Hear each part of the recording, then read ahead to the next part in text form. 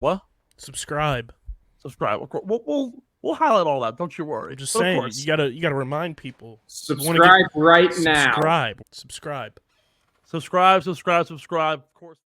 Philadelphia, baby, you're gonna love it. Best sports fans in the world.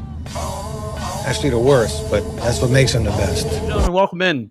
It's Get in the Hole following a incredible week at the 153rd Open Championship. KB, Steve McAvoy here, coming to you live from Underground Sports and the Underground Sports Podcast Network on Apple Podcasts, Spotify, and YouTube, and of course, wherever you can get your favorite podcasts. Bringing you all of the news, betting tips, and updates from across the golfing world. And we got a ton to get to this week. We're talking Ryder Cup. We're talking Open recap. We have the 3M Open this week as we inch ever so much closer to the FedEx Cup playoffs. And of course, what is a Scottie Scheffler major victory without talking about Bennett Scheffler, right? The kid's basically become more involved in my life day to day than like most of my extended family, which is kind of like an odd conundrum to be under.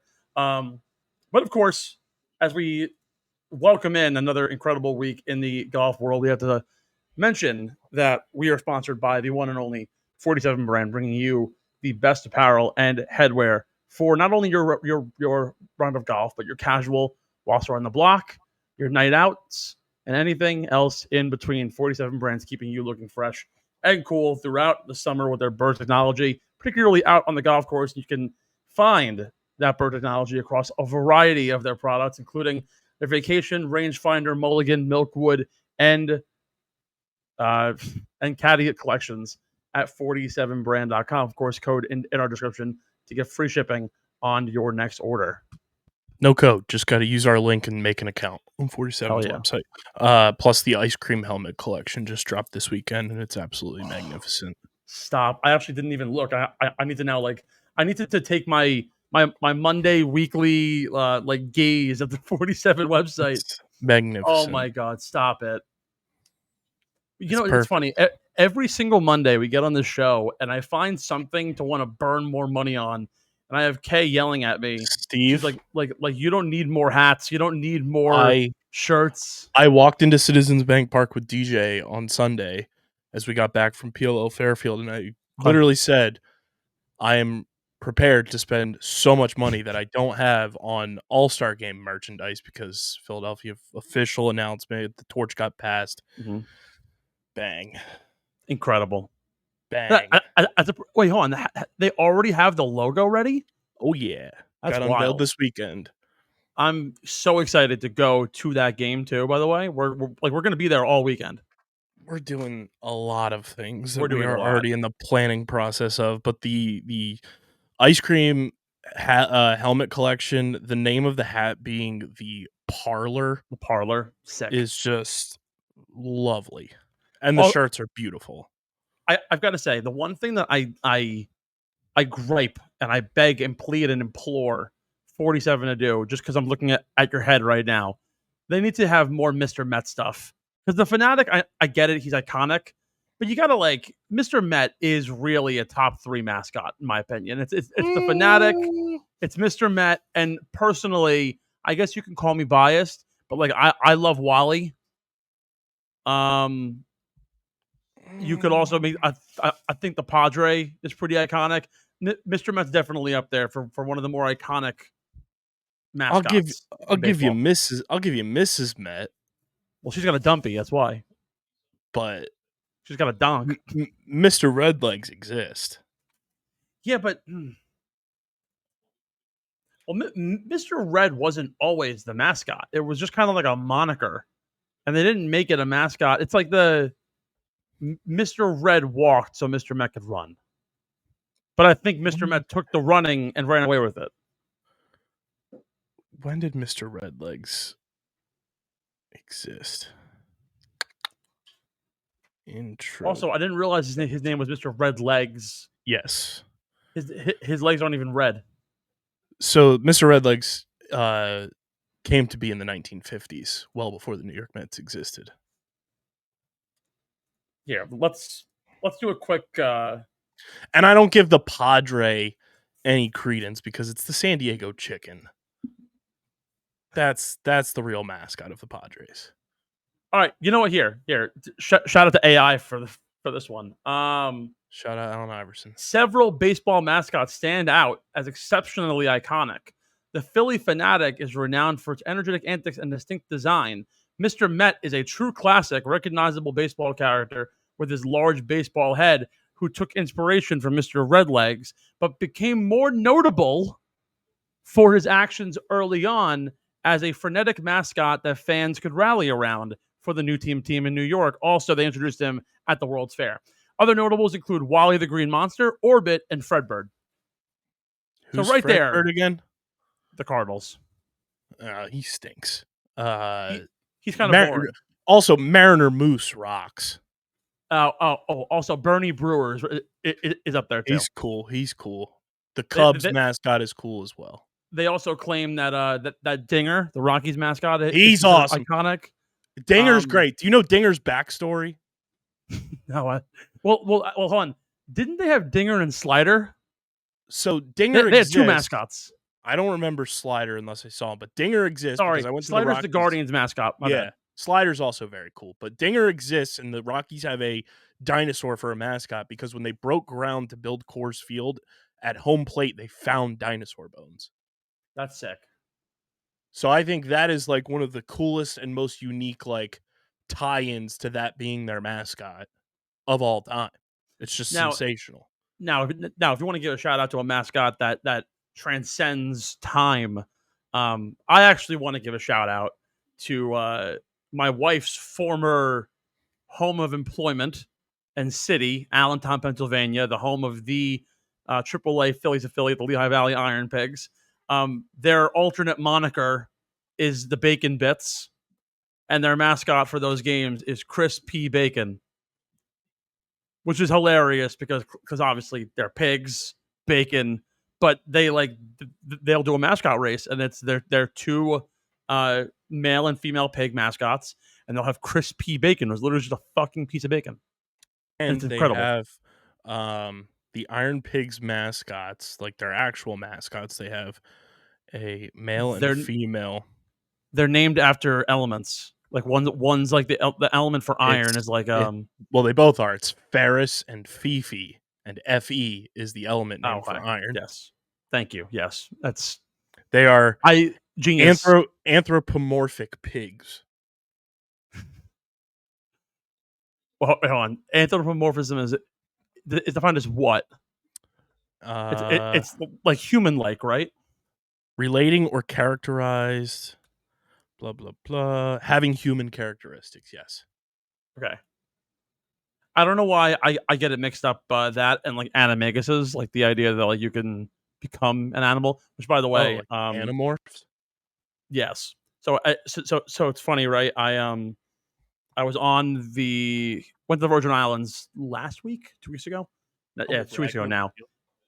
And I was watching over someone's shoulder Harry Potter and the Half-Blood Prince, and I kept thinking about our recent episode going Harry Potter mode, and now I really want to rewatch the whole series, but meanwhile I'm neck deep in, there's a new Billy Joel documentary that I gotta watch. There's Breaking Bad that I've been halfway through, amongst other shows that I've been meaning to watch. Kay and I have been binging Boy Meets World. We're almost through season 2.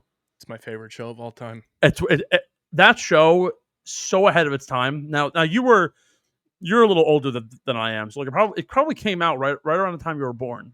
It came out in 93.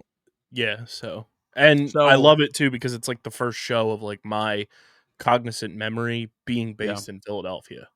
Yeah, exactly. So it has roots for you too. But I think what's amazing, first of all, was really upset to find out that the home, Matthew's home, is actually based in California. Yeah. Because I'm like, okay, it's such a beautiful house. I wonder what it would cost nowadays, and then you find out it's in like the hills, and it's like $4 million, and I'm like, ugh. Meanwhile, our dream house is the house from Father of the Bride. Great place, awesome California. Anyways, fun fact: creator of Boy Meets World listens to Outside the Box.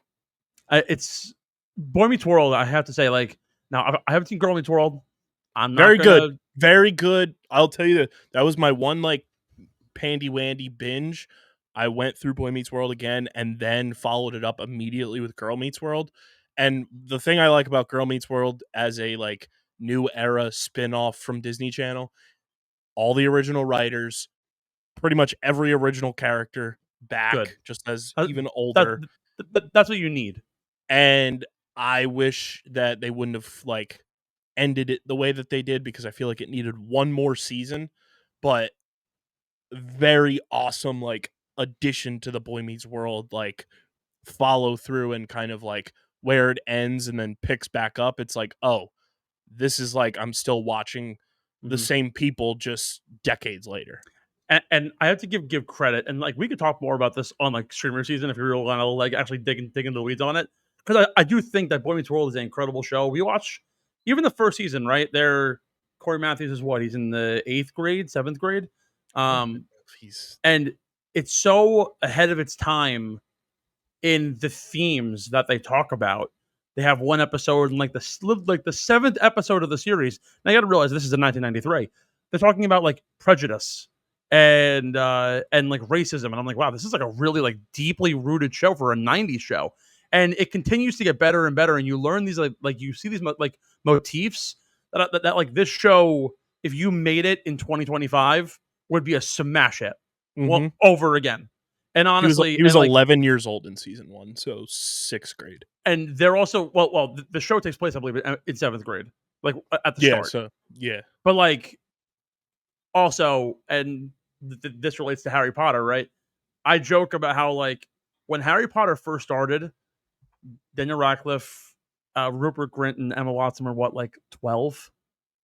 It was really bad acting in the first 2 movies. Like they're like it's really bad. And I get it, movies to TV. Ben Savage opens up and is tremendous from the jump.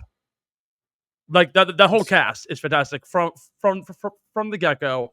And I want to give a major shout out to Will Friedle, because also before watching this show, I watched My Date with the President's Daughter. Incredible movie, by the way. That shit he's also rocks. the voice of Batman in the animated series, which is such a strange correlation to make. He's got range. Shout out to Mr. Squirrels, if you get that reference of later seasons of Boy Meets World. Well, we're in the comments. Have you ever watched it? No. Oh well. All right. So like, I watched bits and pieces of it when they were like in college, when it was like very late, because I think the show ended probably like 2007. 2000s, like 2000? early 2000s. Yeah, like, all right, so like I was like 5 or 6 at that point. So like I probably watched the late reruns in like 07, 08 when it was like still a rerunnable show, and it wasn't like thrown to like the depths of like Nick at Night or wherever you would even be able to watch it. Yeah, so yeah, ended like May I saw 2000. So I watched very like late stuff. So now going back and watching it through, I'm like, wow, this is actually like really Those good. early ones are awesome. There's some like fun like cameos too throughout the show. Oh yeah, that, dude. We just watched the episode. It's Corey joins the wrestling team and has to go into a boxing match, and it's the girl from Baywatch who shows up, and Kay immediately points out, she's like, oh, it's the girl from Baywatch that Chandler and what's his name, Joey, are like freaking out about on Baywatch. Okay, what's your name? Yasmin Bleak. It's Yasmin Bleak. Dude, I just love that the pilot is like Corey just staying up to watch Phillies game. And then Mr. Feeney walks into class with a Phillies jersey on, like, how do you do, fellow kids? Mr. Feeney is hilarious. Legend. Yeah, everybody in that cast. I don't know who she is, but the little sister, again, as a girl who's probably like 5 years old when she was doing that role, like knocked out of the park for a 5-year-old. That's one of those ones that, like, when they changed the actor when she got older, it was like, it hurts. What happened? Yeah, they do make a very funny reference about that in Girl Meets World. Oh, really? Yeah, I was like, oh, this is brilliant. Honestly, now I'm like kind of upset the fact that now you're telling me already that they changed the actor out. That's like it's noticeable. I mean, like for the most part, there's only ever really been one instance of an actor getting changed out where I thought that they did better to a degree, and I still think it's like iffy. And it's an Iron Man when they changed Rhodey out for Don Cheadle. 1000%. I do still think though the original guy fit the role perfect. I forget what his name is. It's Terrence Howard. Yeah, like that's the one role where like if you gave him a little more string, probably would have done really well. But like it's Don Cheadle. Like what are you gonna do? And then Terrence Howard went on to do what the hell is that show? Like he went on to have like a wildly successful show after he was recast. What did Terrence Howard do? Let's see. Empire. Oh yeah, he actually I didn't realize he was as old as he is. That's crazy. Good on him. Yeah, no. Yeah, he was So yeah, great. I like that's like the only changeover that I think is like a noticeable one, but they did pretty good. Anyways, we're digressing. We need to get to all of the good stuff in this week's episode as we inch ever so closer to the FedEx Cup playoffs and the eventual end of yet another insane tour season. It's kind of crazy how we're already at the end of July and we're so close. Major season's over. The bulk of the PGA Tour calendar is now to the wayside, and it almost feels like nothing even matters now until really we hit September and the final week of August. We're going to get the Tour Championship, which is going to be great, as always with the new changes and everything else. But I feel like everyone's just hyper fixated right now on the Ryder Cup, the rematch of the century, USA, continental Europe, and the English, seeing what's going to happen from here. But of course, we have 5 more weeks to go before we round out. And it all jumps off following an insane Open Championship where Scottie Scheffler not only gathered his 4th career major, but I don't know if you heard the stories that were coming out of the media tent this week, but Scottie got a little bit existential on the people about what it means to be a champion and what it means to win in golf. And I want to start the show off not even talking about the actual golf itself, about that ad nauseum, but I'm curious on your opinion where Scottie Scheffler's words came from and what you think the message is behind it. He said, quote, "I'm not out here to inspire someone to be the best player in the world because what's the point? This is not a fulfilling life. It's fulfilling from the sense of accomplishment, but it's not fulfilling from the sense of the deepest places of your heart.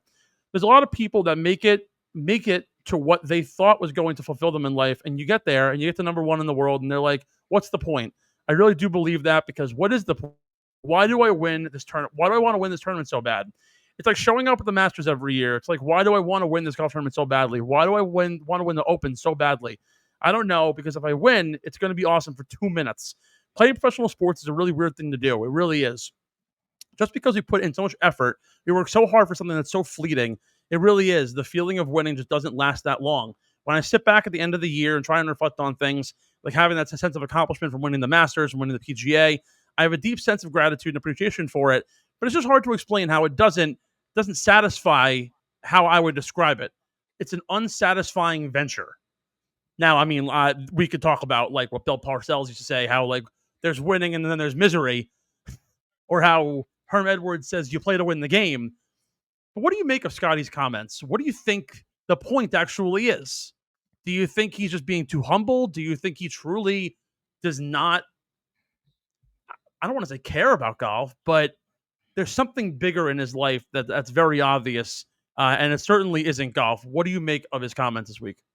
Yeah, he cares about his family more than anything else. He's Big Cat and PFT. I was listening to part of my take today. They were talking about it. They were like, "Yeah, Scottie's not the psychopath who's just overly obsessive with golf." Because everyone immediately, when Scottie pulled away this weekend, started doing the Tiger Woods comparisons. And they were like, maybe if he was, he would be Tiger Woods. But he's just an overly obsessive sicko about his family more than golf. And that's what it boils down to. Like, golf is there. Golf is his job, and it's a better, and he's better at his craft than this person I'm about to bring up. But Scottie views golf as his job. He enjoys it, but it's not the end all be all. It's just like how Anthony Rendon, yes, he's not as good at baseball as Scottie is at golf, but Anthony Rendon talked about how baseball is a job for him. And like, that's just what it is for Scottie. Like, he goes out, he's fantastic at his job, but it's his job. It's not what's going to be there for him in a like career aspect at all times. His family is, and that's what he cares about. Good for Scottie, not being like an overly obsessive workaholic and knowing a work-life balance. I think it's fascinating of a topic because the way he views life is just not the same as almost any athlete. Uh, it's a he's right. It's a very fleeting career, right? There's there's the utmost joy, and I think as members of the media, and I know that you commiserate with me on this. I took a course in college. It was called Critical Issues in Sports, and you discuss things and you realize that sports as a whole is not nearly as important as we make it out to be. And we talk about things such as racism in sports. We talk about militarism in sports. And honestly, in that class, a lot of things were ruined for me. Things like knowing that sports franchises do flyovers and they play the national anthem and they have booths set up for like the military, and it's only so that they can get a tax break or a kickback. And technically speaking, the military doesn't want to do military flyovers, but they do it as a means of marketing the military.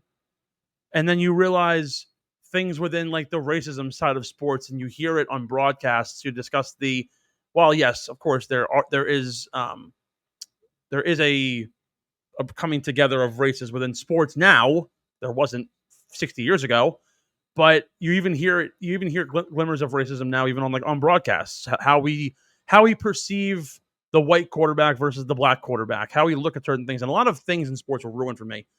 And this is actually something that kind of like was brought to light this week that opened my eyes up to a lot of things. There's when I was a junior in high school, we had a video that we watched. It was Admiral William McRaven. We'll tag it here on the show because I think it's such a great clip to watch. He gave a commencement speech at the University of Texas. He talked about comparing his Navy SEAL training to ways to change the world. And he said things like, it all starts off by making your bed. You make your bed and you have that like first sense of accomplishment in the morning, and it adds on to the next good task of the day and the next task, and it's the starting point for a good day. And in the case that you have a really bad day, you can come back to a bed that's yours, a bed that you made, that you had one accomplishment, even if the biggest thing of the day was a failure to you. He then goes on to compare how men who were smaller than him were better rowers than he was, and they were better swimmers. And he said that they were the hardest working people he had ever met. And he said, judge people by the size of their heart and not by the size of their flippers when they swim. Or talking about how one person, if you could change the life of 10 people, one individual, and that 10 people change the lives of another 10 and another 10, by the time you and I both die, we will have changed the entirety of the world, because every single person's lives would have been touched. And it all starts with just one person. You look at people like Nelson Mandela, like Malala, like humanitarians across the world. You could name a myriad of them. Those people are the catalysts for good in this world. And the beauty of what Scottie Scheffler brings to the table is not the idea that we need to, like, it's great to be passionate about something, but it's also great to separate your passions from your work, from everything else that you do in your life. People wanted to like get Scottie Scheffler to like celebrate and drink out of the claret jug and all that stuff. And at the end of the day, there was only three things Scottie wanted to do. He sat on that green for 45 minutes and just played with the sun. Did not like, great, awesome. You won the trophy. Shane Lowry, the last time they were at Portrush, was funneling booze out of the claret jug. He gave it to his kid and said, "Here, play with it." It's just in the words of Doc Hudson, it's just another cup. That's all it is. And I think it's beautiful that people want to joke like he's not marketable. Okay, yeah. He's not marketable at all. He's the most boring person ever. But that's what makes him special. Like Tiger Woods, everything was golf. Everything in his entire life. His kids didn't matter. His wife didn't matter. His after work affairs didn't matter. Everything, when he's playing golf, he's dialed. It's all he focuses on. And they asked him a question this week. They were like, what do you think about like being compared to being the next Tiger? And he's like, I'm only a quarter of what he's ever really been. And I think it holds really true. Like, it's great. You can have the killer instinct, which I don't even think Scotty does. I think he's just so talented at golf. He doesn't even need the killer instinct to be better and get to a different level. Like, Kobe Bryant is a good basketball player. Kobe Bryant is not as good as people want to make him out to be if he didn't have that that it factor of him. Michael Jordan's the same way. Like, take away that like a killer instinct, they're a different kind of person. But all Scotty wanted to do was go sit on his couch, enjoy time with his wife and his child, and separate everything that he had done for the last 4 days and push it to the side because family mattered more to him. And I think that's the most special thing about what Scotty does. And it doesn't matter that he's not marketable and that he doesn't have this like gravitas that people want him to have. He's just who he is. I want to push back on your marketable thing because Nike sure knows how to market the fuck out of him. I mean, Nike can market a wall. It's like a yeah, but still, the way that they do it, it's for every player that they have signed to their brand. They know their guy, they know their athlete, and the Scotty ads this year have just been fucking phenomenal, exceptional. And Scotty too, like he made come like I know I brought but they're just really good at what they do. I advise everybody, and that's a little bit of a pun there, to go watch Scotty's interview on Pardon My Take, because this was a few months ago. The way he opens up with those guys, and just like you kind of see like the fun side of Scott. Like Scotty talked about Sundays, he goes to church with his family, comes home and watches the Barstool Sports Advisors, which features Stu Feiner. That man's going from church to Stu Feiner real quick. Like and I think people also like give him this boring label because he just physically and like visually looks older than he is. Mm-hmm. Like Scotty's 29. Like he's like in my age range, which is fucking insane.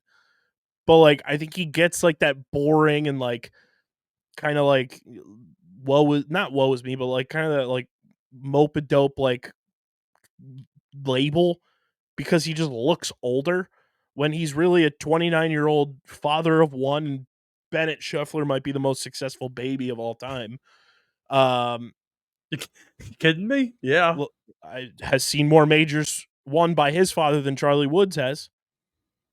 Just saying. I mean, Bennett Scheffler has seen more majors won by his father than most people on the PGA Tour actively. Yes. Step aside from Tiger Woods for a minute here. But like Scotty's dope, and like he's very Mike Trout to me, where like if you get to know Mike Trout, and like not even like on a personal level, but if you just watch how Mike Trout like carries himself, Scotty is very much the same way. And that doesn't mean he's boring. That doesn't mean he's not, marketable. That doesn't mean he's not, the flashy player. He's just fucking good at what he does. Just puts his head down, goes to work, gets the job done, competes at the highest level, and he's going to be remembered as one of the greatest to ever do it. Just like Mike Trout's going to be remembered as one of the greatest. Is Mike Trout going to be remembered as the greatest? Probably not.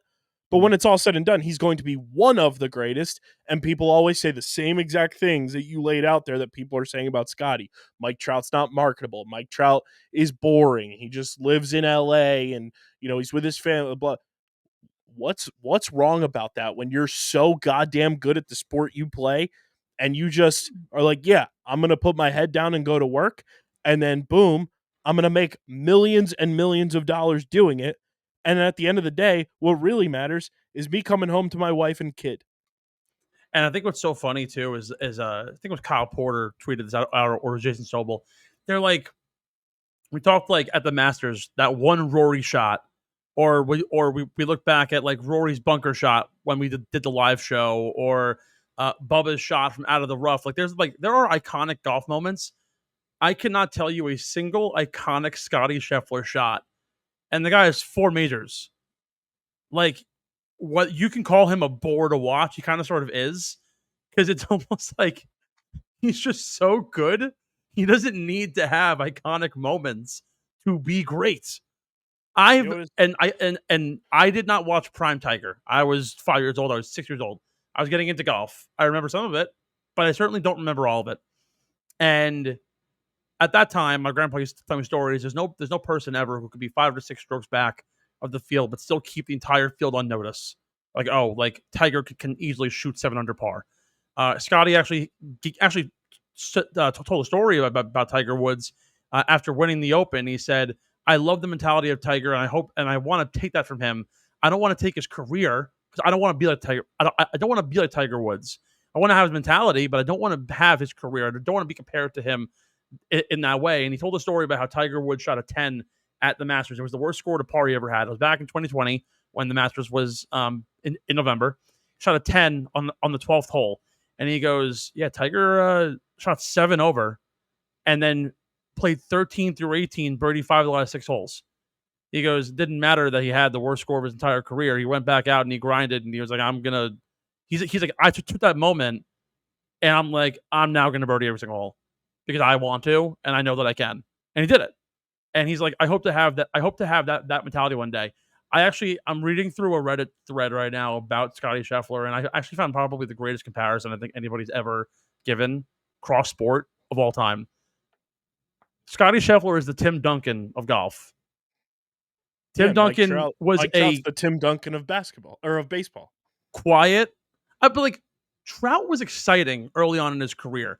Tim Duncan is a very basic ass player. He's the build that no one wants to build in 2K, but it's Hall of Fame level good. 15-time NBA All-Star, Rookie of the Year, 2-time MVP, 3 times Final MVP, 5-time NBA champion. All he did was rebound, put it back, and knock shots off the glass. That was it. He didn't do anything flashy, but he's a top 15 player ever. Like Scottie could be, well, he is actively right now a top 15 player ever. He could be as good as top 5. I just think the way you look at him, he's not a flashy player, no iconic shots, no iconic things to him, but he's just that good.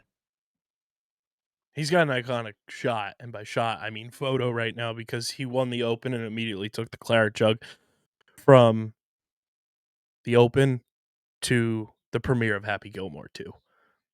From Front Office Sports 5 minutes ago, there's a photo of Scottie on the red carpet just with the claret jug at Happy Gilmore 2's premiere. Is that movie going to be good? What do we think? I don't have like high expectations because like you're making a sequel for an iconic movie. But I have like high fun expect. Like I think it's going to be a fun movie. I don't need it to be good.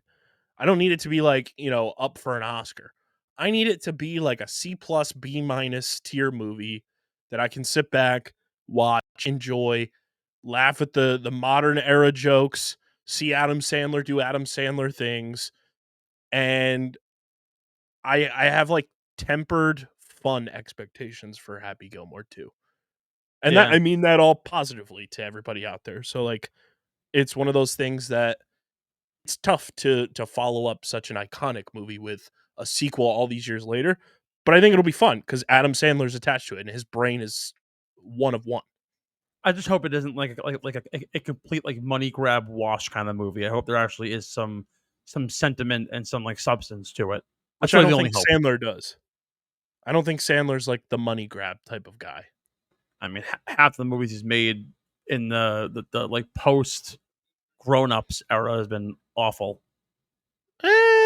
More than half, actually. Post Grown-Ups, I can probably name you like 3. That's the problem. Uncut Gems being the you can't even count that because it's a different movie than anything he's ever done. But Hustle was great. Haven't seen it. That's a good one. But like Adam, I'll give you a comparison. Scottie Scheffler is to golf what Adam Sandler is to movies. Yeah. Adam Sandler just likes to enjoy himself, being around people that he loves and cares about, because that's every Adam Sandler movie. He makes movies with his friends. That's called living life to the fullest. Just being like, hey guys, you want to go to like Fiji for 6 months and film a movie? Down. That's the comp there. He's the Adam Sandler, the Tim Duncan, the Mike Trout, the whoever you want to put in there as like the normal person, that's what Scottie is, and there's nothing wrong with that. Scottie Scheffler in a GIF is the Tim Duncan GIF of the zoom in, and he's just like the guy doesn't show emotion on the golf course. I think that's the other part of Scottie that I think is like fun, right? Like he doesn't really show emotion. He just kind of does his thing, maybe a little tiny fist pump here, nothing anything crazy. Like Tiger drains it to 25-footer on Friday when he's like three up on the leaders, and he's still like banging fist pumps like he's fucking going crazy. Like that's a very different kind of person. I think that's the beauty of what Scottie Scheffler is. Again, he doesn't show the emotion. He just does his thing. He plays his game. He goes home to his wife and calls it a day. And he'd rather go and have ice cream with his kid than go and party and go nuts. So, but I appreciate the effects of what Scottie said, and I think the media kind of got it all like out of proportion, thinking, oh, he doesn't really actually care about anything. I feel like as members of the media, we look at it and we try and make stories bigger than they are, and I am the first person to go out there and try and romanticize sports, because how can you not want to be? But at the same time, you need to respect the people who actually do it. And if he doesn't want to be romantic about it, then he's more than he's more than capable of doing so. That's on his terms, which I think is the other important thing. He's doing life on his terms. You're not committing yourself to anybody else. You're not creating a facade. You're not doing what everyone wants you to do. You're doing it the way you want to do it. Let's get into some major winners and losers here, because as we enter into the final stretch here, the 3M, the Wyndham, next couple of weeks, most players aren't going to be out there until we see the FedEx St. Jude in Memphis when the calendar turns over into August.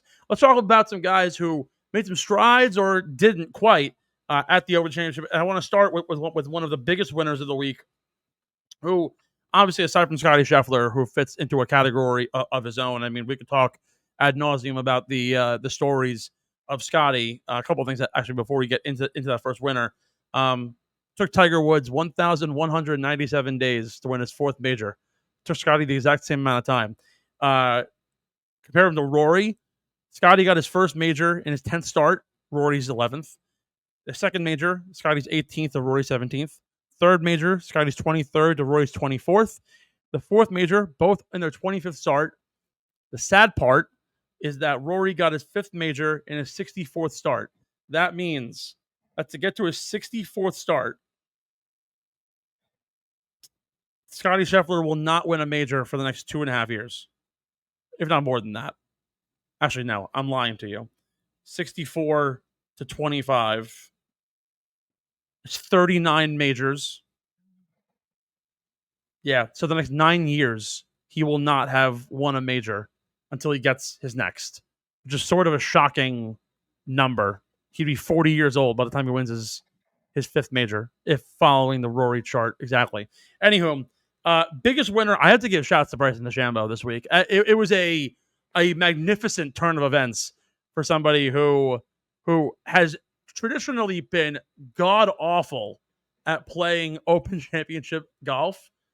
Just simply does not play link style properly. Yes, KB? Who had Bryson in his picks last week? I don't care where he finished, but you did, and I will give you credit. In Bryson's career, has only 2 top 10 finishes. He finished tied for 8th at the 2022 Open Championship at St. Andrews. He has 3 missed cuts. He finished outside of the top 30 3 other times, and then a top 10 this week at Portrush. A very, very different turn of events for Bryson, who now actually just got confirmed by Keegan Bradley.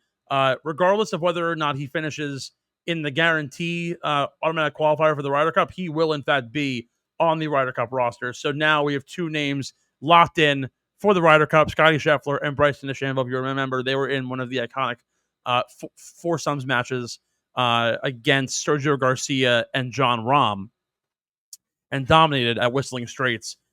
Bryson was not at the U.S. Open, the Ryder Cup in 2023. So this is definitely a big turn for Bryson, and he becomes the first LIV golfer to ever automatically qualify for the Ryder Cup in a full calendar season as a LIV golfer, which is insane.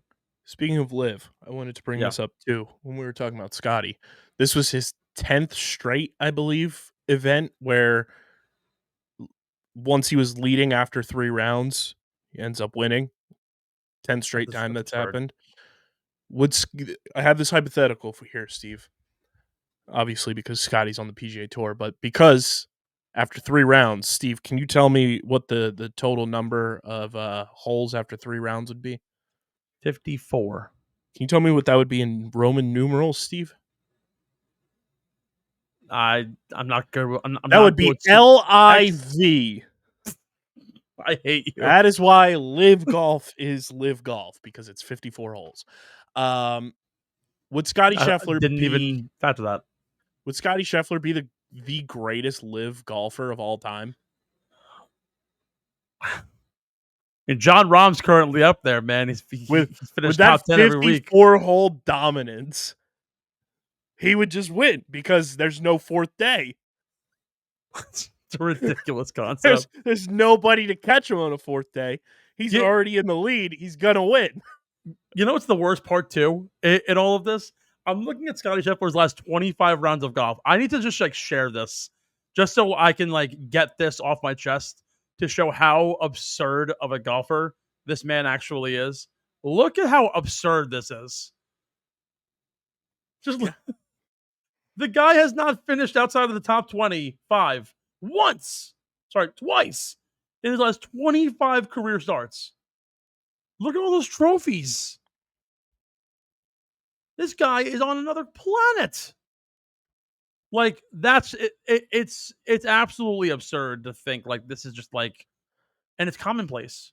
I need the people to sound off. You can leave us a voicemail at speakpipe.com/getintheholepod, or you can sound off in the YouTube comment section. Would Scottie Scheffler be the greatest LIV golfer of all time? Because he's just dominant once he's leading after 54 holes. Also, Steve, that would be hilarious. Shout out to Big Cat for this stat. How much money would you be up if you bet Scottie Scheffler to win every single week this season? You'd be up a ton, wouldn't you? If you bet $100, I'll call it probably 30 units. You'd be up $185 because he's lost a lot too. Fair. but actually equally as much, right? Let's just quantify this. If you bet Scottie Scheffler top 10 every single week, this in his last 25 starts, you would have only lost once, twice, 3 times, 4 times, 5 times. You would have gone 20 for 25 betting him top 10s. Now, actually, you have me curious of what the odds are for Scottie Scheffler to finish top 10 in a given week. I can't even pull up the odds from last week, and he's not going to play for the next 2 weeks, so it's not even worth looking up right now. But tracking on the winners and losers theme, how about Harris English, man? Second major this year. We finished runner-up. Oddly enough, both behind Scottie Scheffler, which is a interesting little tidbit.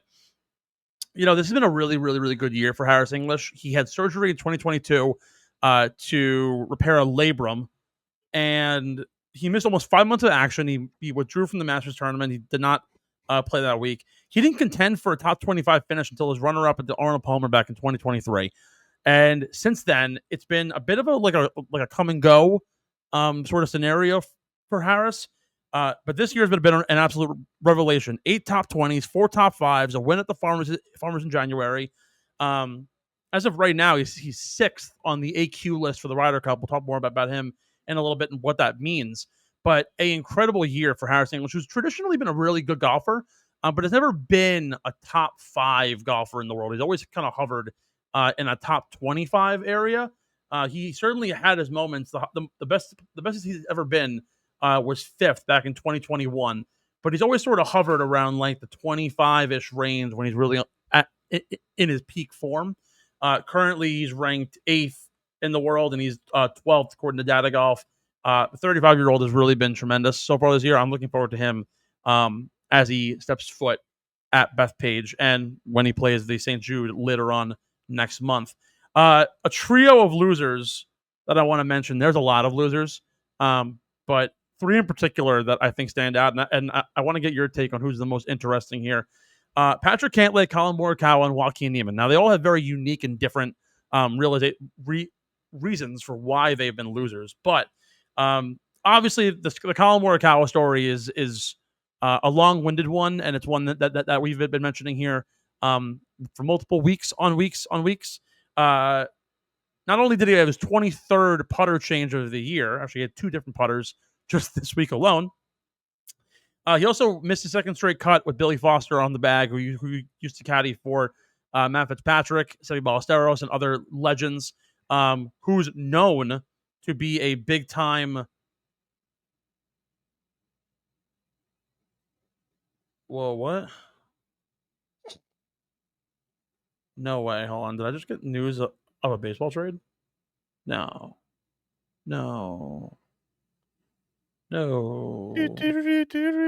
No. No. No. No. No. No. This is no. This isn't good. This isn't good. This isn't good. Or is it? Or is it? Actually, no. No, it's fine. Wait, what? God, people are texting me, and I do not believe what I'm hearing. All right, never mind. Sorry, my friend sent me my friend sent me a cryptic text making me think that Aroldis Chapman got traded to the Yankees. Back to the Yankees. No, thank God that isn't happening. Fuck the Yankees. I was going to say that would be impossible. He was just in the game against the Phillies. Yeah, no. So Colin Morikawa not only had his 22nd and 23rd putter changes of the year, he missed his second straight cut with Billy Foster, who is a known European. Of course, he's English, so he knows his golf. This is clearly more of a systemic issue with Colin more than it is anything else. So I am curious to see what Colin can do now in the future, but clearly has not been playing at all to the level that you would want him to be. And as we'll talk about it in the next on the other side, but the Ryder Cup seems less and less likely that I even want Colin on my team with the way he's been playing. Patrick Cantlay is a really interesting story too, right? When he won the Tour Championship in 2021 over Jon Rahm, the question mark was not, is he the elite player that everyone wants him to be? Because of course he dominated in the Ryder Cup at Whistling Straits, but they were like, this guy's going to win a major like really soon. Well, unfortunately, he has not won a major since, or actually at all. He's only managed 6 top 20s in 16 attempts, 3 straight missed cuts now in 2025 at majors. While he's shown flashes of greatness, the major drought has just been completely eluding him, and he's only finished in the top 20 half his starts this year out of 16 starts, 8 top 20s. Not good enough for someone like Patrick Cantlay. And then Joaquin Niemann, another big story. As one of the top live golfers, one of the youthful best golfers in the game.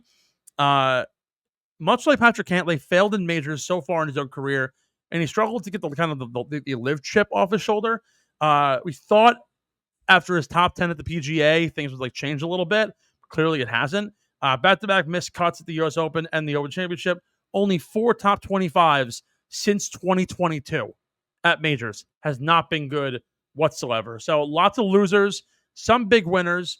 We'll talk a little more about the Ryder Cup on the other side, but it's kind of a baseline here of where we stand. A lot of guys did not play very well in the link style golf, and it just allowed Scottie Scheffler to overcome and dominate. Also, a quick little stat check on Bryson DeChambeau: a 9% chance to make the cut on Friday.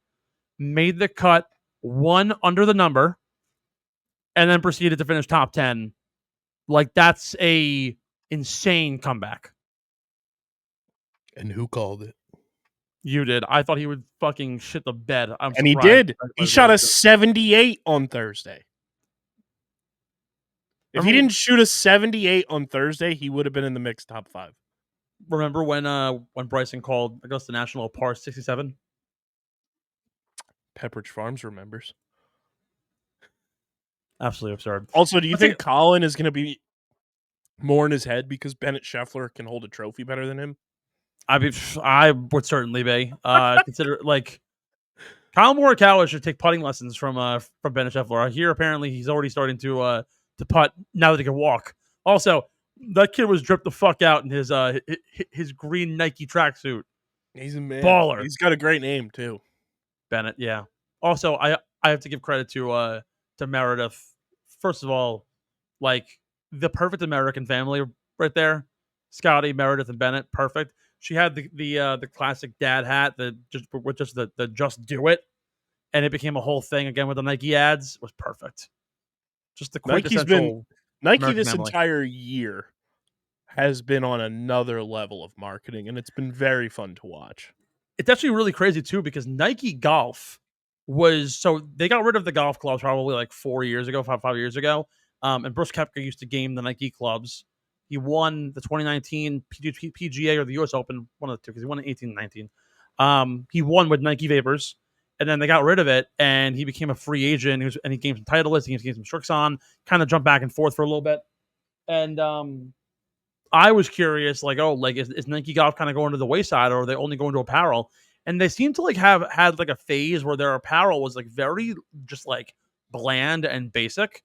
And now it's like almost come back because they're realizing their top players are actually like they're getting really good and they're getting a lot of marketing, and they're finally starting to dig back a little bit into the Nike old school that it used to be in the golf space. And originally that they thought, oh, we're probably gonna cut the golf sector because it isn't making us enough money. Well, lo and behold, here you are with Scottie, with Rory, with Tommy Fleetwood, amongst others. They used to have Jason Day, but now he's out of Melbourne. But a big turnaround from Nike. They have just been unreal. No free shout outs, but shout out to whoever is like in charge of marketing at Nike because they just deserve an infinite raise. They're being the killers of the Flower Moon right now. We're going to take a short break. On the other side, we're going to talk more Ryder Cup, give you our shout out to the week, and we're going to recap the beer money picks. We actually had a great week at the Open. Excited to get back at it at the 3M for KB and Steve-O right here on the Underground. Don't go anywhere. We'll be right back.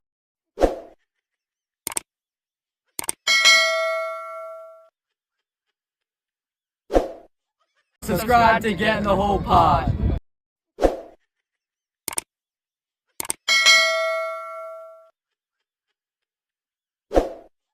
Get in the Hole is brought to you by our amazing merch partners, PHI Apparel Company. With their unique designs for all, there's no doubt in our minds you will stand out in the crowd. Rep your favorite golf podcast and get your official Get in the Hole shirts and hoodies at phiapparel.co. When you check out, use code UNDERGROUND to get 10% off your entire order. Again, that's code UNDERGROUND for 10% off your next merch order at phiapparel.co. Stand out in the crowd, on the course, at the 19th hole, or quite frankly, anywhere with the official merch partner of Underground Sports Philadelphia.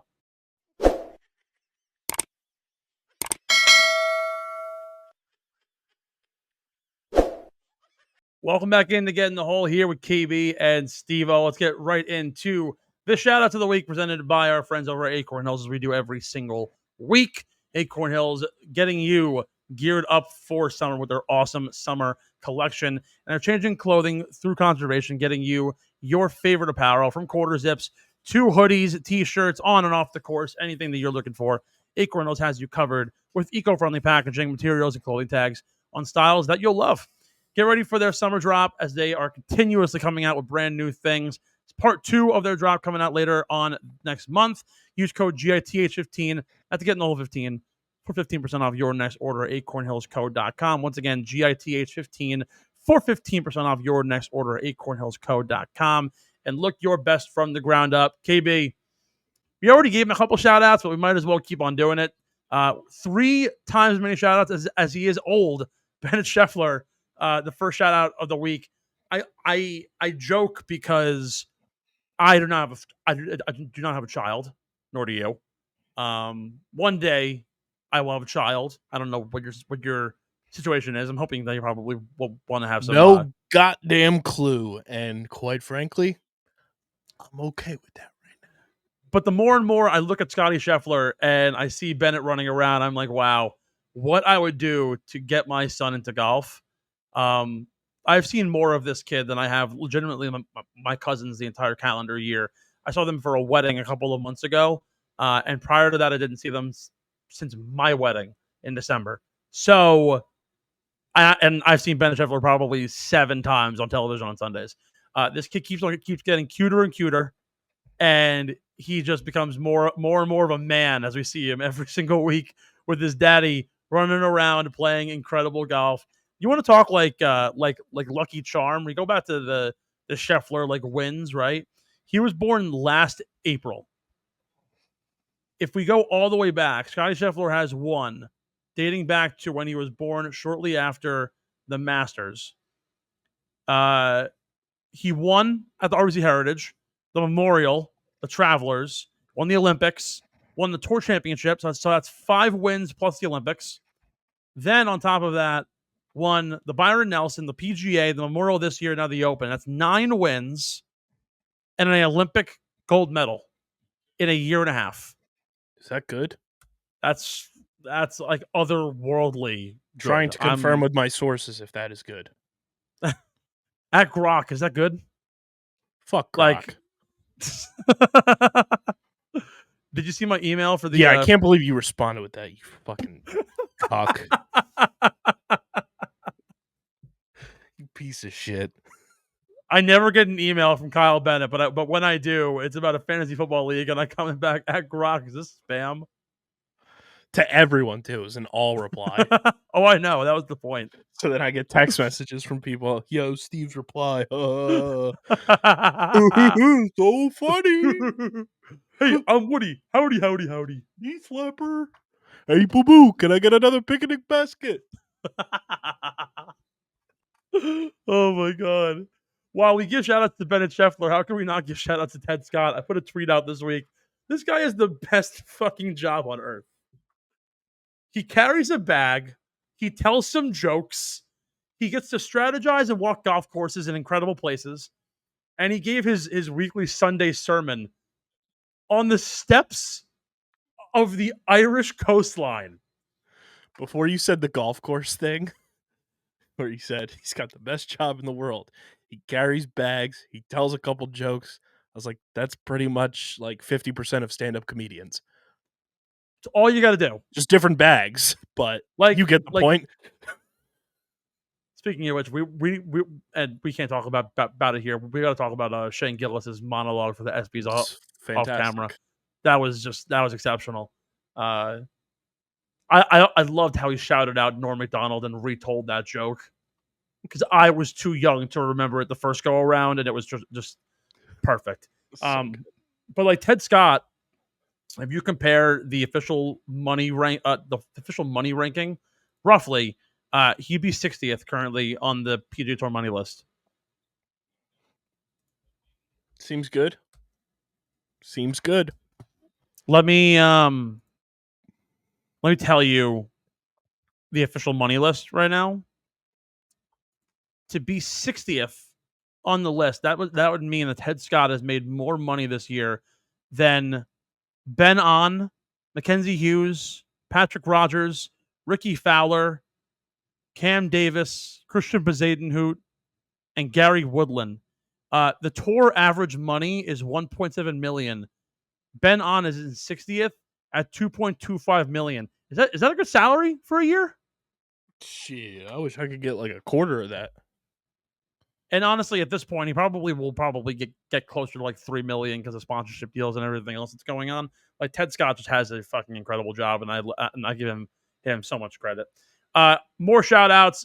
I'm kind of looping them all together because they all had great weeks at the Open. To Chris Gotterup, who for a second straight week, he put a tweet out. He's like, I should just move to the UK, and I should just like not leave this part of the country. He wins at the Scottish Open. He follows that up in Northern Ireland with a top 3 finish.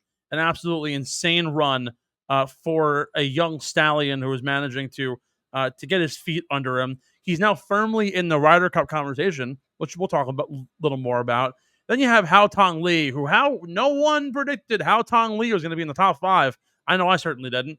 A awesome run being in the final group on Sunday. Chinese golf that has not gotten a lot of respect and a lot of attention. And Hao Tong Lee has actually made himself known on some leaderboards over the last few years. It's very under the radar, but you see him every now and then, and you're like, you realize how good of a golfer he is, but also just how challenging the overall tour game is. So shout out to Houghton Lee for making the final group on Sunday. Wyndham Clark, despite his suspension from Oakmont, actually had a really sneaky top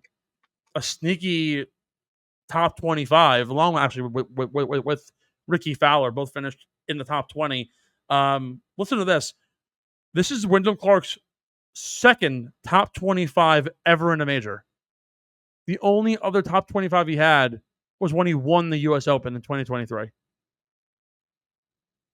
Otherwise, he's been absolutely dog shit. Also, Bobby Mack, another great top 20. He cashed me a lot of money this week, so shout out to him. And finally, our birthday shout out this week. Harris English does celebrate his 36th birthday later on this week, but I do want to make the official shout out to Jordan Spieth, who will celebrate his 32nd birthday on Sunday, shortly after the birth of his third child that happened a couple of weeks ago. 2013 PGA Tour Rookie of the Year. Set the golf world ablaze, capturing 3 of the 4 major titles in only 4 years. Sounds a lot like somebody else we know. And winning the 2015 FedEx Cup Player of the Year and FedEx Cup overall awards. Spieth also recently celebrated again the birth of his third child as a few weeks ago. So a big celebratory moment for Jordan as he enters the back end of the season. So happy 32nd birthday to Jordan Spieth this week. Are you ready for today's famous birthdays, Steve? What are the good stuff? Who we got? Celebrating his 25th, and it's crazy that he's only 25. His 25th birthday today, born in the year 2000, Erling Haaland. Oh, God. Only 25 years old. Absolute demon. Also celebrating a birthday today, the ever so talented Jasmine Cephas Jones. You may know her from Hamilton. Also celebrating a birthday today, a man who was famously trapped in his own home by his teammates and coach, DeAndre Jordan. Celebrating a birthday today, born in 1989. Also born today on this list here, Kellen Winslow Jr. And also celebrating a birthday today, Romeo Santos, the famous American bachata singer-songwriter born in the Bronx. Also celebrating a birthday today, CC Sabathia. We talked about him a week too early, Steve. That's a good one. Tamika Catchings, former WNBA player, also celebrating a birthday today, born in Stratford, New Jersey. Also celebrating a birthday today, one of the most sacked quarterbacks of all time, born in 1979, David Carr, born in Bakersfield, California. Also celebrating a birthday today, Damian Marley, who was born on this day in 1978 in Kingston, Jamaica. Also celebrating a birthday today, Paul Casey, English golfer, Ryder Cup wins in 2004, 2006, Crushers Golf and Club. 2018. Proud member of the Crushers with Big Bryson. Born in Cheltenham, England. Born in 1977 on this day. Philadelphia's own. Born in Allentown, Pennsylvania. Known for Prisoners, Ant-Man, and you might have seen him as the Polka Dot Man in the Suicide Squad. David Dasmalchian, who will also be starring in the Street Fighter movie. Also born on this day, Jeff Jenkins, former Philadelphia Philly, born on this day in 1974, forever a World Series champion. Ali Landry is celebrating a birthday today, American actress and Miss USA 1996. She was born in 1973 on this day. Also born on this day, a phenomenal name here, Steve. American rower, finished 5th in the Olympics in 1996, born in New Haven, Connecticut. Steven Scrappy Segaloff. For a second, I thought you were going to give me the Winklevosses, and I was very excited. The Winklevi. An amazing baseball name here, Lance Painter, born in 1967. American MLB baseball pitcher for the Colorado Rockies, St. Louis Cardinals, and a multitude of other teams. Pitched from 93 to 03. He was born in Bedford, England. Yet he's an American baseball pitcher. Also born on this day is... Where did he go?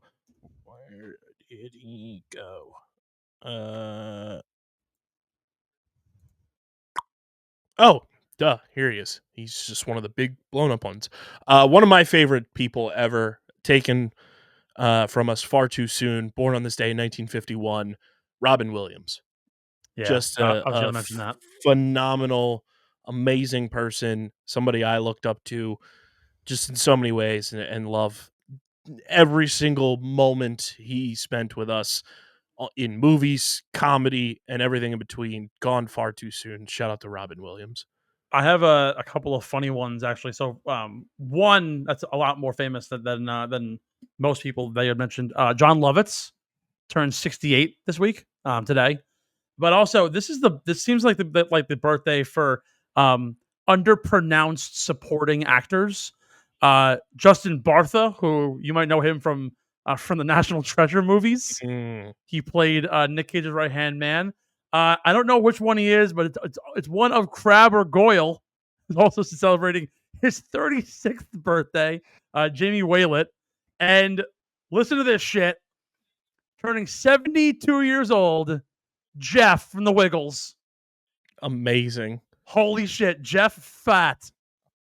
Fucking That's beast. incredible. Also born on this day in 1930, another golfer. Jeff? Where's Jeff? Another he's golfer. fucking sleeping. He's always sleeping. That boy slumped. Born on this day in 1930. Sadly passed away in 2019. American golfer Gene Littler. 1961 U.S. Open champion, 29 PGA Tour titles. Was born in San Diego, California in 1930 on this day. Not related to the number one ranked darts player in the world, Luke Littler. He's from England. Not to be related.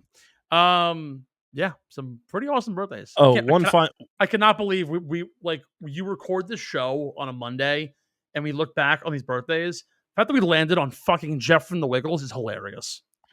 Also born on this day in 1908, Harold Jug McSpadden, American golfer and course designer, 17 PGA Tour wins, born in Monticello, Kansas.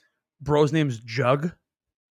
Jug McSpadden. Also, Monticello does not fit being a city name in Kansas. Most places don't make sense. But like Monticello, Kansas, that doesn't make sense. How about the capital of Vermont being Montpelier? That makes no sense. It's Vermont. At least there's Mont.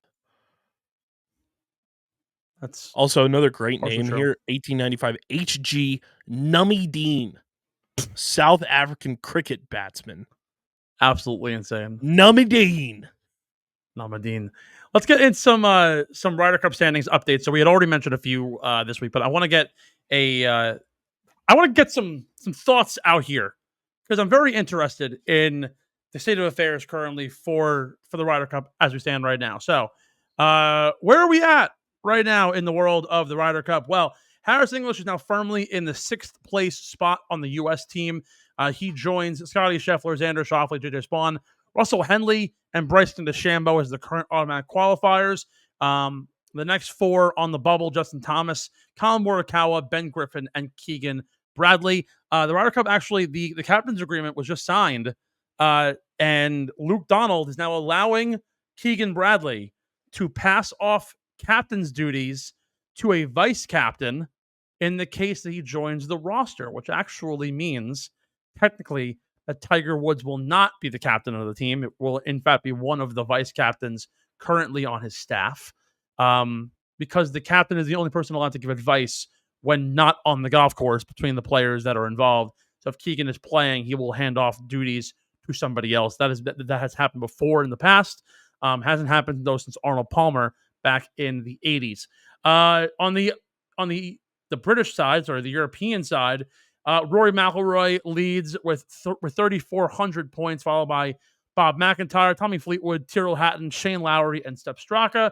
With the next 4 on the outside looking in, Rasmus Højgaard, Justin Rose, Ludwig Åberg, and Victor Hovland. Now, based on what happened this past week, right, and we had mentioned a few things, right, English now officially in 6th, Bryson DeChambeau guaranteed to make the team whether or not he's an automatic qualifier or not.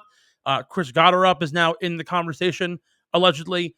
The story, though, is Dylan Dethier on golf.com was talking with James Colgan, and they were discussing that it almost feels like the USA team's kind of starting to take shape, and it looks good. And I think the opposite.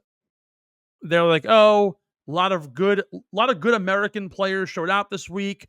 Chris Gotterup is in the conversation to join the team as a captain's pick. It seems like players are starting to hit their stride at the right time. I really don't think that's happening. It's concerning to me to begin with that JJ Spawn, and no discredit to him for winning the U.S. Open and playing so well, but we need to like push the brakes on getting so many points for winning a major, because Spawn, as an automatic qualifier for a first-time major winner who only has 3 wins to his name, yes, he had wins or runner-ups in really impressive spots. But it freaks me out that he's going to get an automatic qualifying spot, and then you have guys like the aforementioned Patrick Cantlay and Colin Morikawa who have not played good golf as of late. Sam Burns has kind of been like middling in the middle. Wyndham Clark also has not had a great run of things as of late. Cameron Young is still yet to win. Tony Finau hasn't had a tremendous year. We thought it'd be a great year for Akshay Bhatia. He simply has not shown up. Jordan Spieth falling off as well. Billy Horschel not playing his best golf. There's a lot of guys on the American side who just simply are not playing to the level that you want to see them play at. And it's concerning to me when you look at the European side and top to bottom, they just look better in almost every regard, right? You take, and we talked about this 4 weeks ago, you take the top 6 on both sides. I'm taking Rory, McIntyre, Fleetwood, Hatton, Lowry, Straka all day long. That is a loaded top 6. And now you're not even factoring the fact that Matt Fitzpatrick has been on a different level. He has 6 straight top 10s over the last 6 weeks. Victor Hovland is a sneaky good match player. LIVGolf is going to make this team.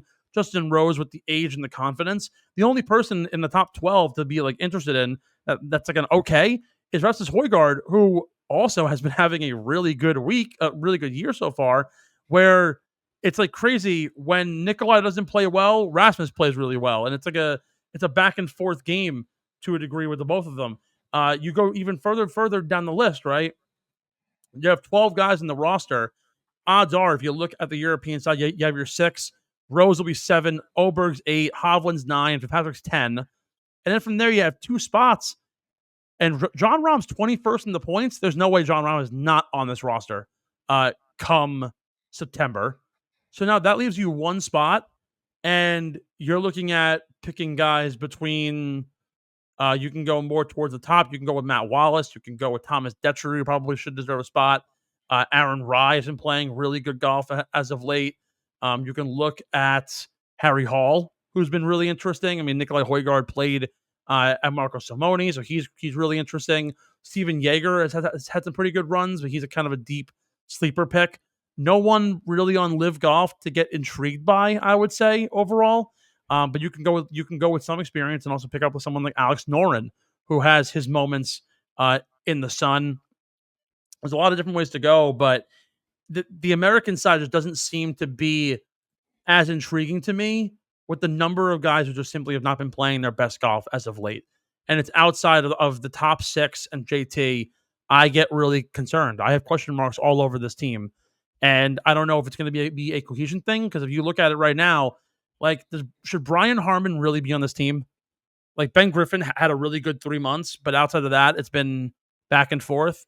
I think Keegan will in fact make the team, and I think Matt McNeely at this point is playing his way into it just because of his consistency level.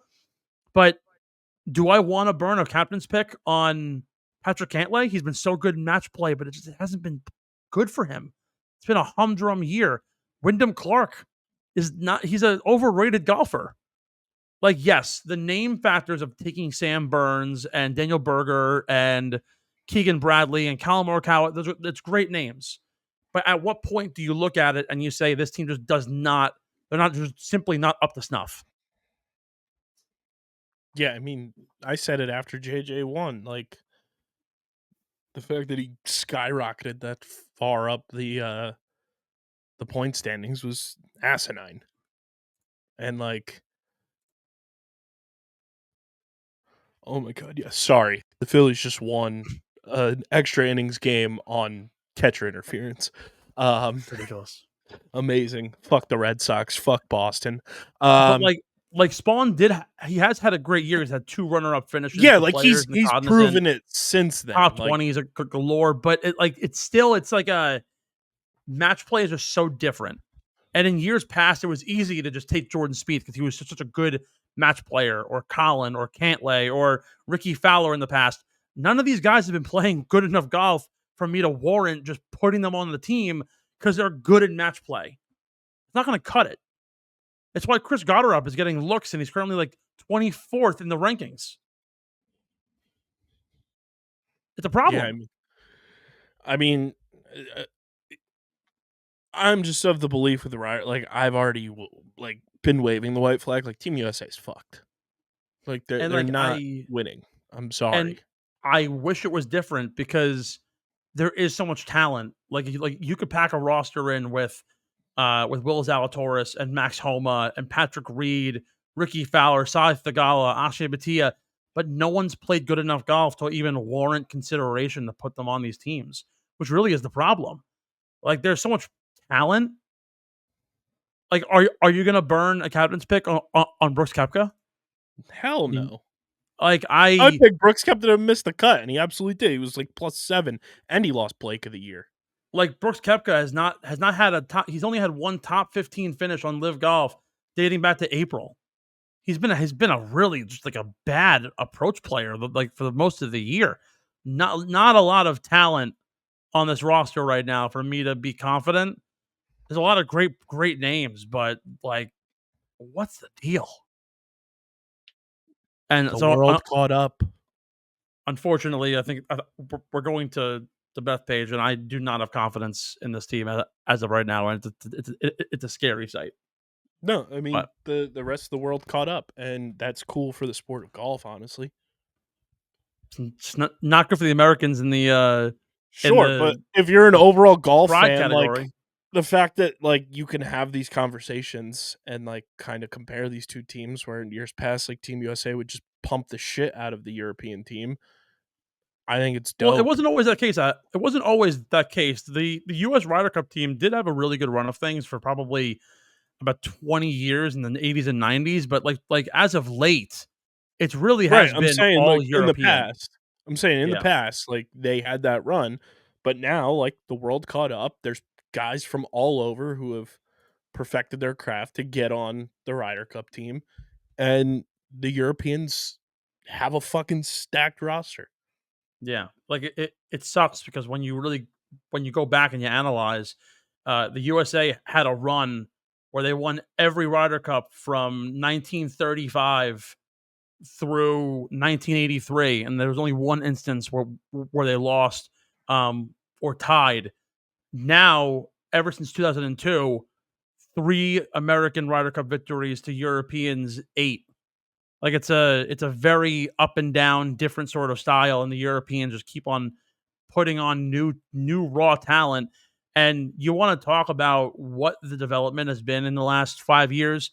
I remember when I was in college, in my grad year, it was like, all right, Morikawa is coming up. He's incredible. Hovland's coming up. He's incredible. But you compare the careers of Hovland and Morikawa, neither one has really been all that overly impressive. Colin really was in his first couple of years. But since winning the Open Championship, it's sort of fallen off a little bit. Victor's been on and off. It's been humdrum. But like now Ludwig Åberg comes into the frame, and he immediately jumps into being one of the top 5 best European golfers in the world. And it's pretty wide of a margin between the 5th best European and the 5th best American, in my opinion. Like, we're talking 5th best American golfer right now is probably Russell Henley. You want to compare him to Ludwig Åberg? You want to compare Åberg to Ben Griffin? I don't know. It's risky business. Do I think America could pull something out? Yes. But it's going to take a really good, cohesive unit, and it's going to mean a lot on Keegan Bradley's shoulders to make it happen, which I think is the interesting part. But we do not have the vision necessarily to know what's going to happen. But you know who does? Tomahawk shades. So while we can't see into the future, we can always put on our Tomahawk shades and hopefully look past everything and look deep into the future to try and analyze what is going to happen at Bethpage. Maybe we'll know in a couple of weeks. Who knows? I have new ones coming in the mail. When they come, I'll let you guys know what the result is. But Tomahawk shades keeping you looking awesome on course and off the course. Rep by some of the biggest names in golf, including Grass League's very own Paige Sporanic, who's been doing an incredible job over there. PLL greats Chris Hogan and Kyle Harrison. That's and of now course, Hall of Famer Kyle Harrison. It's pretty sick. Pretty sick. Just got And of inducted in course, the Hall of Fame 2 weekends ago. and baseball's very own swag master, Jazz Chisholm, even though he can't hit a home run in the clutch, whatever. It's fine. He looks swaggy as shit when he goes out there. Swaggy and dripped. Exactly. Go to TomahawkShades.com or download the Tomahawk Shades app on the App Store, Google Play Store, and browse their selection of specs. And you can get yours with code USP for 25% off your next order. Again, code USP for 25% off at TomahawkShades.com or the Tomahawk Shades app. With that being said, we head to our beer money picks this week and a preview of the 3M Open. Last year, Johnny Vegas came out on top. In years past, Tony Finau went back-to-back. A couple of notes about this golf course that I want to bring up. Par 71, 7,400 yards. It's the 9th longest course on tour. Doesn't necessarily play that long, though. It's a very open layout. Feels a lot like a Floridian course, but happens to be out in the Minnesota wild. No pun intended there. 27 bodies of water surrounded by houses all over, an Arnold Palmer design. I averaged actually one of the harder field events of the year. They say it's full of birdies and train wrecks, according to PGA Splits 101, aka Ryan Close. It's one of those places where it's a risk-reward course, very windy. You could certainly find yourself in some challenging positions, particularly with the distance. Some of the factors that are going to matter a ton. Driving distance is going to be huge. It's one of the easiest approach play courses inside of 150 yards. So those guys who can get it close to the hole is going to be huge. It's the second easiest greens for putting, so we should see a really, really good putting performance and a low score overall. Grass should be a little bit penalizing, and they're going to be playing on those bent grass greens, so nice and quick up there in Minnesota. 11 par 4s, 4 par 3s, mostly at over 200 yards, and 3 par 5s, each at over 590 yards this week. So again, driving distance, ball striking, getting the ball deep is going to be a huge factor this week at the 3M Open. And with that being said, let's get right into the beer money picks presented by Kenwood Beer. KB, tell us all about how incredible Kenny is. It's Kenwood Beer. It's the official beer partner of Underground Sports Philadelphia. Just a refreshing light beer, 4.1% ABV, 120 calories, just 8 grams of carbs. You guys can go to kenwoodbeer.com, use the Kenny Finder to see who's got Kenwood Beer on tap in the Philadelphia, New Jersey, Maryland, Delaware, and Pittsburgh areas. You can also find Kenwood Beer at your local liquor stores in those markets. And if you're going to the Man Center this season, you can get the Tall Boy Kenny's at the Man all summer long. Again, that's kenwoodbeer.com. Must be 21 or older to do so. And of course, guys, as always, please drink responsibly. And I'm not going to say the other line this week, Steve, because we were on a fucking heater. But also, I do have some fun baseball stat for you because the Phillies, like I mentioned, just walked off on a walk-off catcher's interference. It's the first walk-off catcher's interference in Major League Baseball since 1971. That's crazy. That's a freaking stat for you. How can you not be romantic about baseball? Absolutely love to see it, right? God. Now, yeah, last week was an absolute bender for us. Went 3 out of 4 in our make and miss the cut picks. Denny McCarthy, 1 stroke off, so damn close. But Andrew Novak makes it through. Brooks Koepka, we both took to miss the cut. He dropped out. Matt Fitzpatrick, man, both took him for a top 20. Was the first round clubhouse leader after round 1. How about them apples? Tommy Fleetwood just missed a top 10. Finishing right outside. Bryson DeChambeau finished top 10, but not top 5 like you wanted. I had John Rahm. He plummeted a little bit, but our gimme picks. Corey Connors, top 30, and Bobby Mack, top 20. Those cashed for some good moolah for the fellas. Unfortunately, your Four Nations pick did not pan out very well. Only Corey Connors hit from the group. But I gotta tell you, dude, my ladder pick was that close. Patrick Reed fucked us this week. Bobby Mack for top 20, Russell Henley for top 30. It was literally writing on the wall, and we just missed the mark with Patrick Reed. Could have paid 7-1. I'm now 3 for 3 in my make-miss cut parlay in the history of doing that. And also, Steve, I have to bring this up because anytime you have brought this guy into the fold, he's folded. Denny McCarthy is on my no bet list forever. Yeah, that guy is the ultimate blue balls golfer. ultimate. He's on the blue balls list of the Get in the Hole podcast. You know what's so funny too? Like, he's a really talented golfer, and again, he was recently dethroned as the best putter on tour by Sam Burns. But like, the fact that this guy has no idea how to putt in clutch situations when we bet on him, it is a absolute menace to society. Like, how do we let it happen? He's officially on the blue balls list. We are going to make a blue golf ball, and we're going to make the blue balls list for this segment.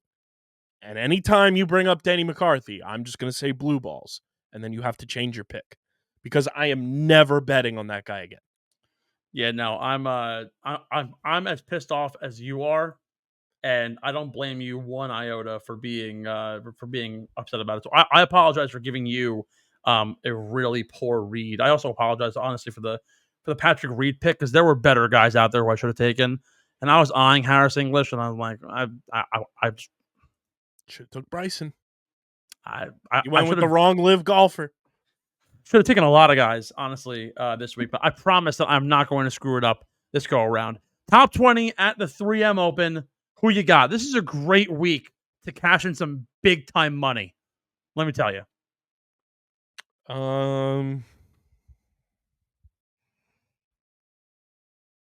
mean, I'm gonna ride the hot hand at plus 115. Give me Mr. Goddard up.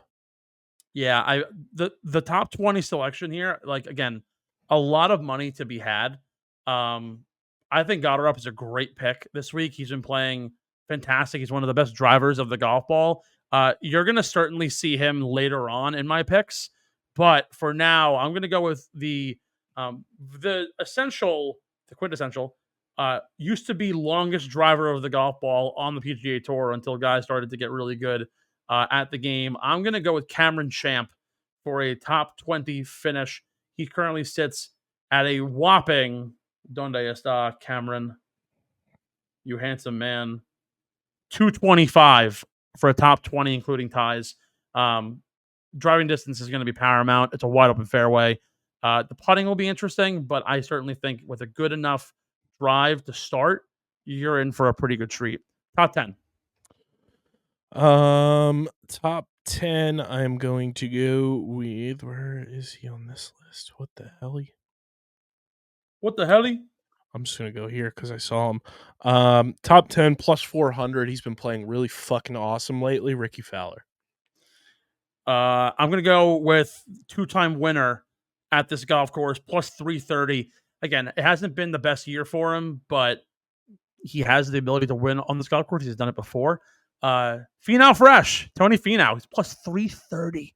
When are you going to ever get Tony Finau, one of the longest hitters in the game, at plus 330 at a golf course? That's like, and like, plus, you usually get him in like majors at 330. You're getting him chasing behind Sam Burns and Matt McNeely and Max Greyersman. Give me that all day long. I love that. Not including the ties, Tony Finau's plus 400 for a top 10. So if you really feel confident about the top 10, that's I mean, even if you like him at plus in a top 20 without ties, he's a plus 190. Yeah, that's a pretty like hefty number that I think is a value play. Him and Ricky are both plus 190 top 20. Yeah, I'm like all in there. I love that a lot. Top 5 pick. What you got? Let me see here, because I'm going to go top 5 with ties, because that's really the spot that you should be looking at, the including ties, in my opinion. That's realistic. I mean, I'm gonna ride the Tony Finau train too with the top 5 including ties plus 650. You're taking Finau? Yeah, plus 650. I love it. Where do I go here for a top 5? Let's focus in on some long ass hitters, guys who can get me there and make things happen. Let me see what his recent results are at this golf course, because that's going to be, I think, a determining factor for me on where I take him.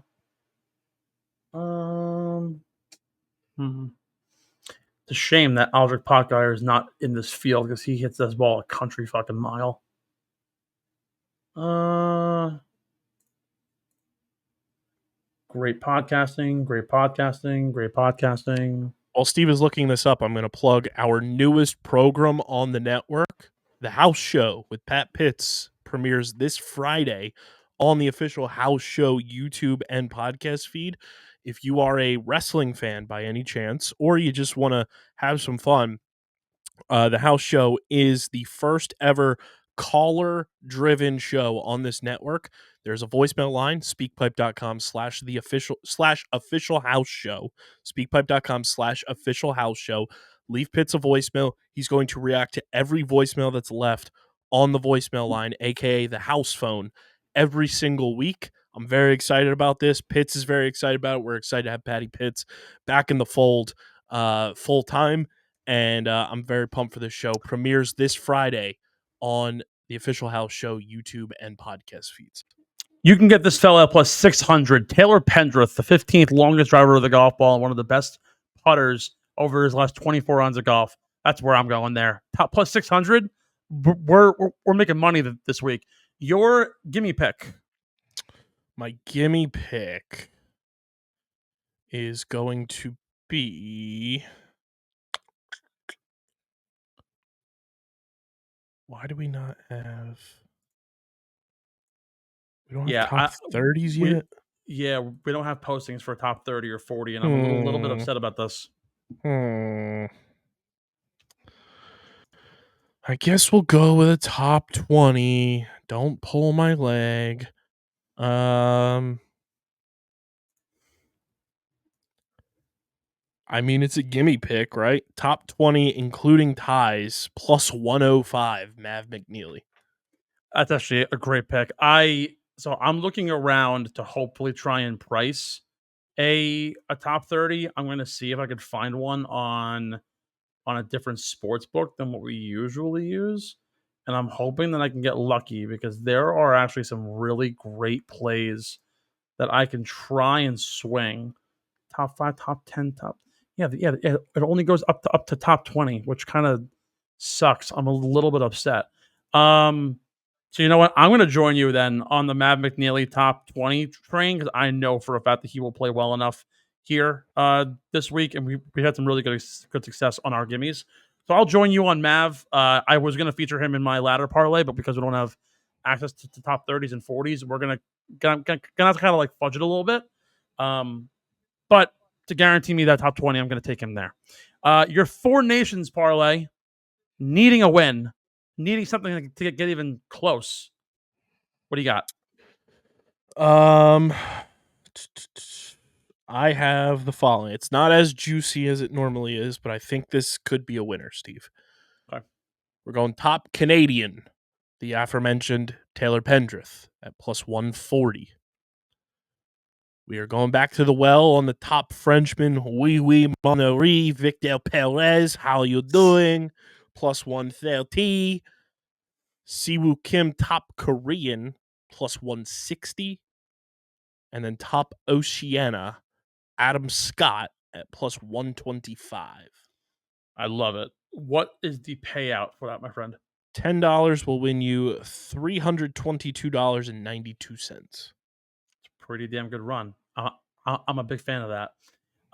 We're going to go over to my ladder parlay here, and I apologize because the sportsbook is not giving us access to a top 40, 30, 20. So I'm going to try my absolute best to get you the best value that I can without knowing what the odds are going to be for a 40 and a 30. So with that being said, let's try and go all out, balls to the wall, and get you some winners this week. My top 40, I'm going to kind of keep it light. I'm hoping that we can get decent numbers based off of this. He's currently, for a top 20 selection, he is at plus 250. So you'll probably get him at like plus 125, I'd say, for top 40.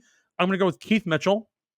For a top 30, I'm going with Jake Knapp, who for a top 20 right now is listed at plus 200. So you'll probably get him close to about plus 100.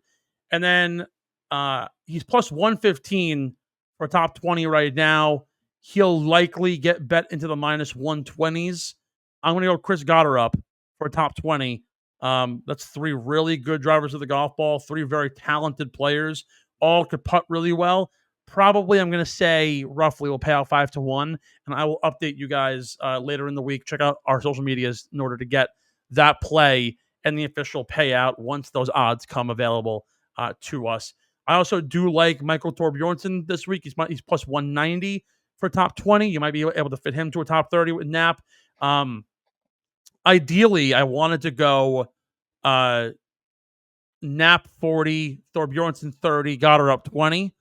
But based on the numbers right now, to kind of give me some buffer, Keith Mitchell's a pretty good top 40, in my opinion. If you also want some other guys with pretty long odds, I'm looking at some of the longest drivers of the golf ball. The 3rd longest driver of the ball this year is Nicholas Norgard. He's plus 300 right now for a top 20. You can probably get him for a good number for a top 40. And then Jesper Svensson, he is currently plus 280 for top 20. Also, somebody to look at that top 40 spot. Just trying to find some names that can fit the mold. But every single guy here that we're picking top 20 in driving distance this year, and all for the most part pretty damn good putters. With that, we go right to our winner at the 3M Open this week. Who you got? I am going to go with the guy that just speaks to me, and I want to properly announce my pick here.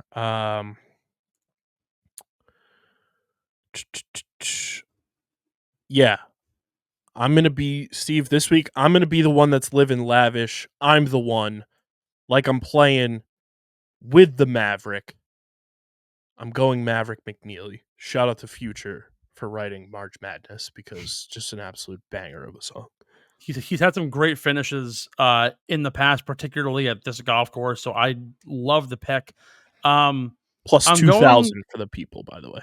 I'm going against my better senses here with this pick, and I almost feel like I shouldn't do it because I bash him so much. And when the time comes that he does play well enough, and coming off of a good week this week, I'm getting I'm getting like questionable vibes. But because the odds are where they're at and they're actually pretty good, I am confident enough in taking it and hoping that he putts well enough. He's been really good around the greens this year. He's above average in driving distance. I actually want to kind of gauge what his driving distance is this year on the PGA Tour, because that'll actually help me out on what we're thinking with the selection. He ranks as the 12th longest driver of the golf ball on average. His putting numbers, he's at about a 1.5 strokes gained, 1.7 around the green, so he's been playing quite well. Coming off of a top 4, actually he's back to back top 15s, and his best finishes of the year with 3 top 20s in his last 4 starts. I'm going to take Wyndham Clark to win this week at 25-1. I love Chris Gotterup as the outright winner, and I think it's interesting to see Gotterup with like the same odds as Sam Burns, but slightly worse odds as you get deeper to the top 10 and 20s. That's probably because he's much younger than Burns is, and Burns has the experience. But I think like anybody in this top 10, honestly, is really like into it, because like Akshay is really long off the tee. Tony is, Thorbjornsen, Siwoo, Pendrith, Greyersman, Clark, McNeely, Burns, like Gotterup, they're all really talented. Just Wyndham Clark has had the putting stats so far this year under his belt. It's really him and Sam Burns, but I like the odds more on Wyndham Clark to win the 3M. He also needs to get right week if he's going to be in consideration for the Ryder Cup team, because as of right now, the numbers do not back up a spot on that team for him. Yeah, I don't like that you're going with the destroyer of worlds. All right, very anti-brand. He isn't Galactus. Let's slow down a little bit. Hey, now, I mean, the way he's banging golf courses up and getting suspended from them, yeeted from their universes, you never know. I'm very excited for Fantastic Four, by the way. Yeah, no, I against my better judgment, if I was to not take Wyndham Clark this week, I would take Chris Gotterup. Which is like, I shouldn't be saying that because he's the odds-on favorite, but like that's where the heart is. But what are you going to do? That's just simply You know What what you're going to happens? do, Steve? You're going to take Mav McNeely to win. That's what you're going to do. I'll probably put $5 on him regardless. So, Uh, but again, I'm playing him in enough of these like ladders and these gimmies that I can get away with it. Steve, I need to know the official announcement was made earlier today.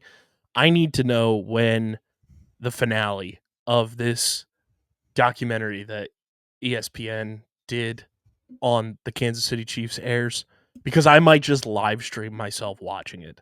They did a 6-part documentary following them all season, thinking they were going to three-peat. And I just need to watch the finale because I know how this story ends. And it's a magnificent ending. Also, did you see the Eagles Super Bowl rings? I did not.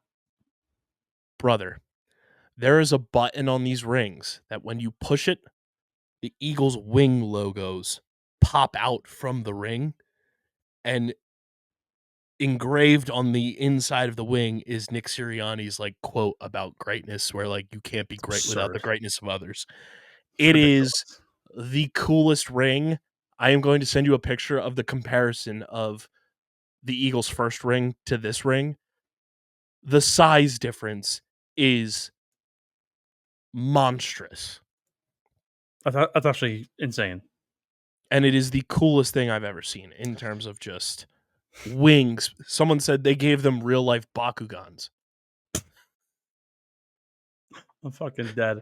Well, while I check that out, I'm going to let all of us go after a strong, great episode here from the both of us. That's been episode 214 of your favorite podcast in the golf world, Get in the Hole, right here on Underground Sports Philadelphia, on Spotify, Apple Podcasts, and YouTube. Be sure to like, follow, subscribe.